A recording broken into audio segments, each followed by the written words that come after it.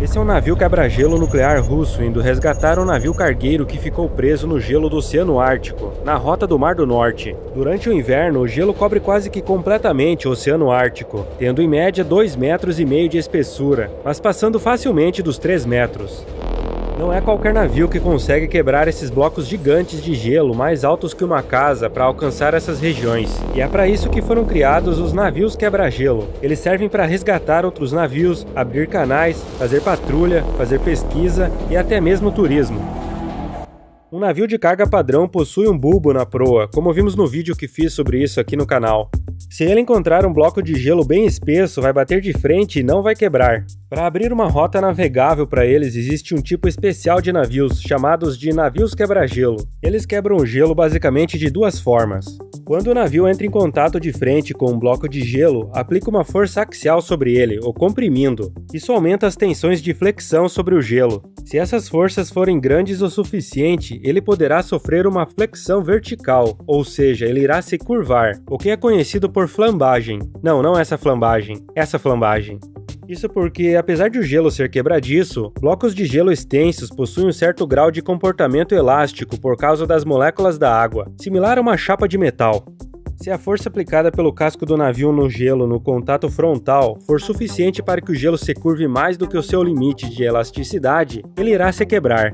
Caso contrário, temos a segunda forma de quebrá-lo, que é deslizar e subir com o navio no bloco de gelo. Com o seu peso, uma enorme força é aplicada para baixo, flexionando o gelo e o quebrando. A força necessária para quebrar um bloco de gelo esmagando de frente é muito maior do que para quebrá-lo com o peso do navio após subir nele. As placas de gelo mais finas são geralmente quebradas esmagando de frente mesmo, mas para as mais espessas, que podem facilmente chegar a 3 metros, ele desliza e sobe para quebrar com um enorme peso. Às vezes o navio precisa dar a ré e subir no gelo algumas vezes até que se quebre. Um navio quebra-gelo possui basicamente 3 características: o formato do casco para subir no gelo e quebrá-lo, um casco reforçado para aguentar os impactos e a força de grande parte do peso do navio concentrada naquela região quando ele sobe nas placas de gelo, e por último uma grande propulsão para impulsionar o navio nas águas cobertas de gelo. O bulbo de proa presente nos navios de carga normais serve para reduzir a resistência das ondas de proa geradas pelo próprio navio, mas os navios quebra-gelo não possuem esse bulbo, o que não é um problema, pois eles navegam mais lentamente nessas águas do que em outras regiões. A resistência de um bulbo contra o gelo nessas águas só aumentaria a resistência final do navio. Então, o casco deles é construído sem o bulbo, e com formatos de proa que podem ser quadrados, que poucos usam, com formato em V, o mais antigo, ou o mais atual e eficiente, em forma de colher. Alguns também possuem a chamada faca de gelo embaixo do casco, para evitar subir muito no gelo e encalhar, além de ajudar a cortá-lo. Essas facas também podem ser vistas na popa, acima dos lemes. Nos quebra-gelos, os ângulos entre o casco da proa e a linha d'água devem ser os menores possíveis, tanto aquele entre a água e a linha que vem da quilha até o bico da proa, quanto o ângulo entre a água e a lateral do casco. Além disso, o bico da proa é geralmente mais arredondado e não estreito como era nos mais antigos. Como a maior parte do gelo fica embaixo d'água, com a parte submersa sendo de 3 a 4 vezes a parte acima d'água, fica relativamente fácil deslizar e subir em cima dele. O restante do casco tem uma forma que facilita o escoamento dos blocos de gelo quebrados, evitando que fiquem presos nas hélices ou em outras partes do navio. Mas esse formato de casco ótimo para o gelo reduz a sua eficiência hidrodinâmica em mar aberto, o tornando mais suscetível, por exemplo, ao impacto das ondas no fundo do casco. Por isso, muitas vezes se sacrifica o design ótimo para o gelo em função da sua operação em mar aberto. Além do formato de casco diferenciado, ele também precisa ser extremamente reforçado. Aqui podemos ver as principais áreas do navio em contato com o gelo que devem ser reforçadas. A proa é a região que sofre as maiores forças de contato com o gelo, seguida da região acima e abaixo da linha d'água. Além de usar no casco chapas de aço mais grossas que um barco padrão, o aço também deve ser de alta resistência, pois ele se torna mais frágil devido às temperaturas abaixo de zero e às elevadas forças aplicadas, podendo ocorrer fraturas mais facilmente. Isso ocorre principalmente na parte do casco em contato com o ar, acima da linha d'água, onde a temperatura é bem mais baixa. A água tem em média uma temperatura de menos 1,8 graus Celsius. Já o ar no inverno pode chegar facilmente a menos 25 ou até menos 35. E além disso, o casco também possui parede dupla no fundo e nas laterais, similar a outros tipos de navios, como apresentei no vídeo sobre água de lastro. Em questão de geração e propulsão, os mais usados são os diesel-elétricos, em que o motor a diesel é acoplado a um gerador, que aciona os propulsores com motores elétricos. Mas existem também os a diesel acoplados aos propulsores mecanicamente, os a gás natural e os nucleares.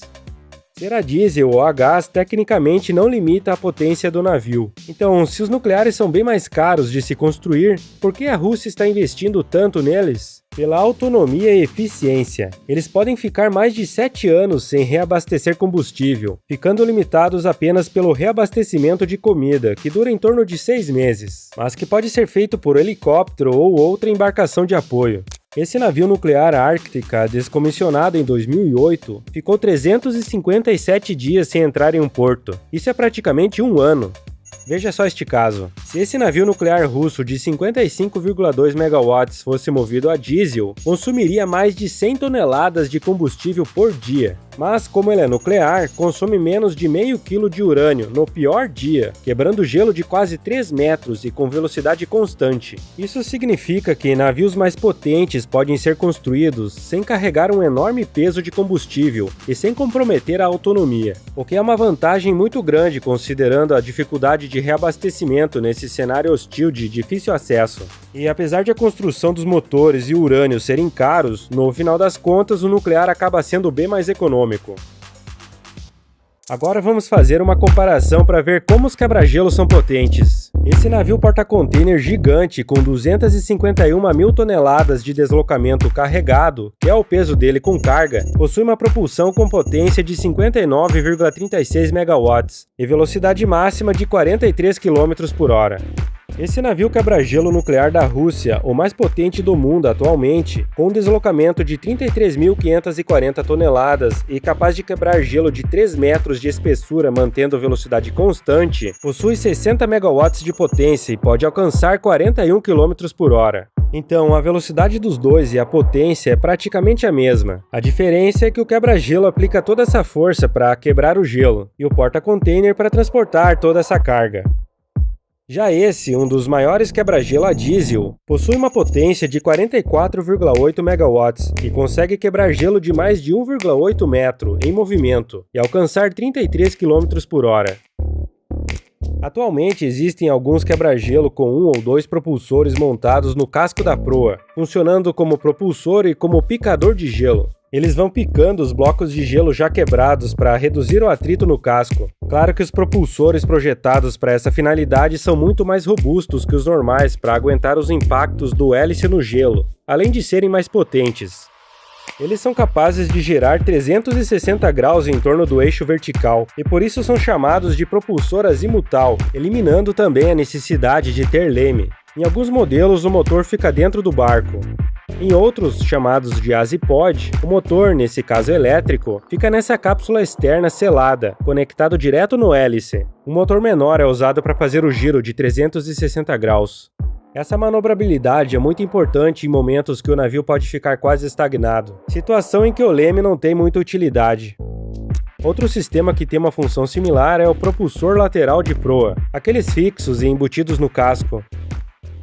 Muitos também possuem um sistema de geração de bolhas de ar para lubrificar e reduzir a fricção entre o casco e o gelo. Ar comprimido em baixa pressão é bombeado através de orifícios na parte inferior do casco. Conforme as bolhas sobem ao longo do casco, elas se expandem e criam uma forte corrente de ar e água do mar entre o casco e o gelo, afastando os blocos de gelo do casco do navio e reduzindo a fricção. E não pense que é pouco, é muito ar que é bombeado. Na maioria das vezes, esse ar possui temperatura ambiente, mas também pode ser ar quente.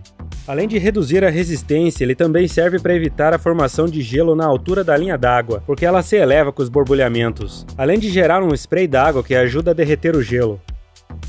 E se por algum motivo o navio ficar parado em alto mar ou em uma doca, a água ao redor pode congelar e prender o navio. Esse sistema pode ser deixado ligado para evitar isso. Ou depois de congelado, entre 10 a 20 minutos após ligado, o navio já consegue se mover. E como os sistemas dos dois lados do navio são independentes, podem ser utilizados como propulsor lateral. O propulsor de proa também pode ser usado para gerar ondas e empurrar o gelo para longe do casco, substituindo o sistema de geração de bolhas ou aumentando ainda mais esse canal de proteção. Alguns navios de carga usam o conceito de duplação, onde ele navega ao contrário, com a popa para frente. Para fazer isso, ele precisa ter o casco reforçado para aguentar os impactos do gelo, e a popa com o formato para poder quebrar o gelo. Também deve possuir propulsores azimutais na parte traseira. Com isso, a turbulência gerada pelos hélices faz o mesmo efeito do sistema de bolhas de ar, além de que também vão picando os blocos menores de gelo quebrado.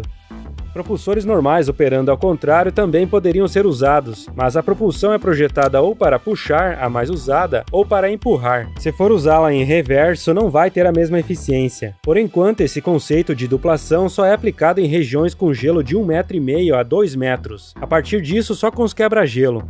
A maioria dos navios quebra-gelo operam de frente, mas existem os chamados quebra-gelo oblíquo. São navios com o casco assimétrico que também conseguem quebrar o gelo com o navio na diagonal, ou totalmente de lado. Com isso, ele abre uma passagem em torno de 50 metros de largura, muito maior que os 25 do quebra-gelo padrão, permitindo assim a passagem de embarcações bem maiores. Um detalhe é que, com o ângulo, esse modelo Báltica consegue quebrar gelo com espessura de até 60 centímetros. Já de frente e a ré, mais de 1 metro. Ele possui 3 propulsores azimutais, como os que vimos há pouco, permitindo ele se deslocar em qualquer direção. E por fim, os equipamentos e maquinários devem ser projetados para operar em temperaturas abaixo de zero, ou serem protegidos para não congelarem. Com o gelo mais fino nos últimos anos, muitas empresas de transporte estão se interessando em rotas pelo Oceano Ártico. Há 2 grandes rotas. Uma é a passagem do Noroeste, que passa por cima do Canadá e pelo Alasca, ligando o Oceano Atlântico ao Pacífico. Os Estados Unidos e o Canadá já têm acesso aos 2 oceanos, mas ela também encurta a distância entre a Ásia e a Europa em comparação à passagem do Canal de Suez. A rota entre Yokohama, no Japão, e Roterdã, na Holanda, o porto mais movimentado da Europa, tem cerca de 20.700 quilômetros através do Canal de Suez e 14.000 através da passagem do Noroeste, baixando de 46,7 dias de viagem para apenas 31,5. A outra é a passagem do Nordeste do Ártico pelo norte da Rússia, a chamada Rota do Mar do Norte. Ela reduz em cerca de 40% a distância entre algumas regiões da Ásia e a Europa em comparação à passagem do Canal de Suez.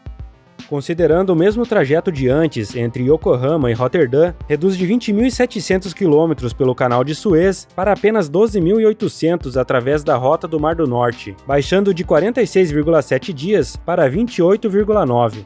Essa rota geralmente fica de 8 a 10 meses do ano aberta, mas em fevereiro de 2021, um navio comercial cruzou essa rota no inverno pela primeira vez, com a ajuda de um navio quebra-gelo nuclear russo. Isso aconteceu em grande parte porque nesse ano o Ártico alcançou recordes de menor área coberta pelo gelo. Por um lado, isso levou ao maior tempo em que a rota permaneceu aberta. Por outro lado, serviu como um alerta do aquecimento global. O incidente com o navio Ever Given, que ficou encalhado no Canal de Suez no início de 2021, atraiu ainda mais a atenção para as rotas do Ártico. Soma-se a isso o interesse por cerca de 13% do petróleo e 30% do gás natural do mundo ainda não descoberto, segundo estimativas do Serviço Geológico dos Estados Unidos, além de minerais como ouro, prata, titânio, grafite e urânio, presentes no fundo do Oceano Ártico.